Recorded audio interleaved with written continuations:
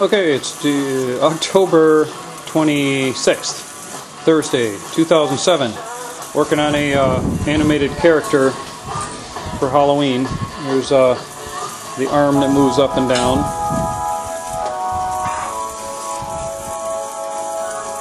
The other arm moves up and down. Both arms will move up and down. There's a pulley inside there that causes these flapper wheels that have bearings on them. I started out by not having bearings on them. You can tell by that leftover metal. They were just little paddles, basically, that would rub up against these pins here. And as it rotated, it would cause it to move, but it was causing a lot of extra friction. So I had to integrate some bearings. I buy my bearings off of this eBay company, ZX bearing or something like that. Anyway. I'm doing a run test right now of my transmission. These are bike sprockets. The one in the front is one that I hacked off of a bike frame that my brother Kurt gave me, that he picked out of the garbage. And that one's got a 5-spoke hub in the center that I welded up, and it's not as true as I'd like it to be, but it works. These little cup bearings, they look like pillow block, I think they call them, bearings. Those have more skateboard bearings in them. This round cylinder right here is a piece of DOM that's drawn over mandrel steel that I spun on my lathe to open it up a little bit so that the bearing would just sit in there. And then the end of it here has got a washer just to cap it off. And then I just welded a piece of steel on the bottom of it. This right here is a tensioner adjuster. It's amazing. 1/4 turn of this thing can cause that chain to jump off. I was surprised.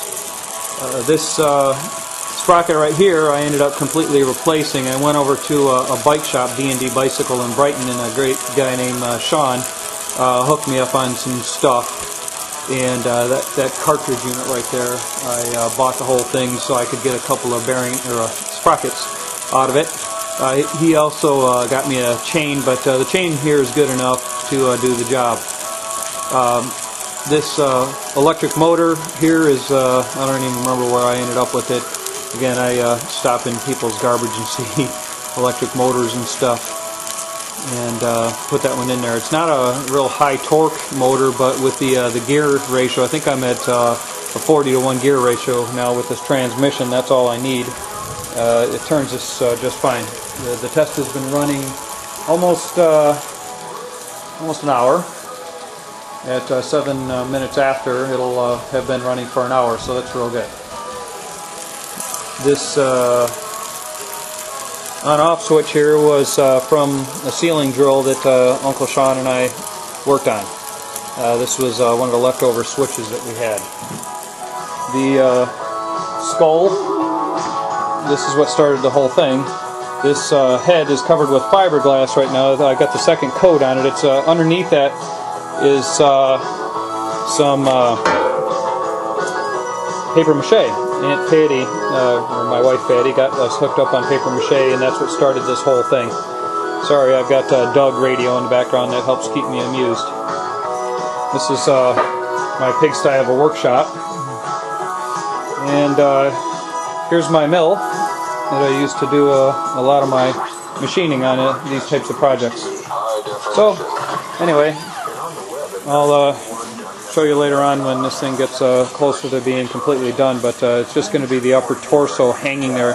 Probably put a noose around its neck and make it look like it's kind of fluttering there and trying to get off the noose. Too bad I don't have more time and stuff. I'm hoping to have the jaw moving on the skull from the side, and so I would integrate a pivot point with a spring and a cam action that would cause the jaw to move up and down, and the eyelids would go up and down. I do have a couple of lights here that are going to go inside the body. I bought these. I'm a big customer of Gilroy's. So that's got a couple of little red light bulbs that'll go into it. There's these little Westinghouse low watt light bulbs, but one will go in the body, one will go in the head. Good times. Bye.